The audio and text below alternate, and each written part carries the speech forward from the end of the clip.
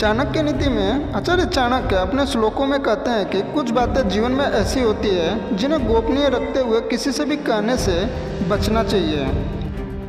यदि जीवन में इन बातों का ध्यान रखा जाए तो कई परेशानियों से बचाव हो सकता है और जीवन सुखमय रूप से बीत सकता है। चाणक्य ने नीति शास्त्र में कुछ ऐसी ही बातें भी बताई गई हैं जिनके बारे में दूसरों से जिक्र करने से बचना चाहिए, अन्यथा जीवन में अपमान व नुकसान उठाना पड़ सकता है। पहला, पति पत्नी के बीच की बातें। नीति शास्त्र के अनुसार व्यक्ति को कभी भी अपने दाम्पत्य जीवन की बातें किसी और से साझा नहीं करनी चाहिए। पति पत्नी के मध्य का वार्तालाप स्वयं तक ही रखना चाहिए।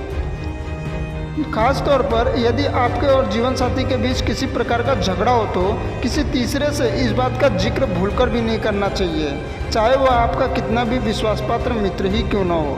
इससे आपको आगे चलकर मान सम्मान की हानि उठानी पड़ती है। इसके साथ ही आपके रिश्ते में भी दरार आ सकता है। दूसरा, अपने कार्य से संबंधित योजना। आचार्य चाणक्य कहते हैं कि कभी भी अपने कार्य से संबंधित महत्वपूर्ण बातों या योजना का जिक्र किसी अन्य व्यक्ति के सामने नहीं करना चाहिए।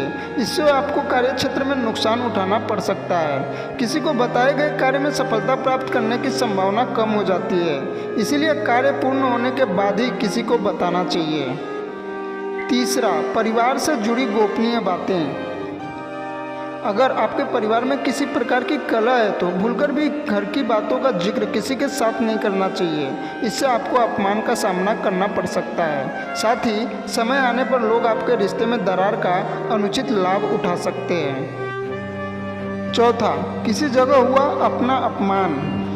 नीति शास्त्र कहता है कि यदि कहीं पर आपका अपमान हुआ तो भूलकर भी किसका जिक्र किसी से नहीं करना चाहिए।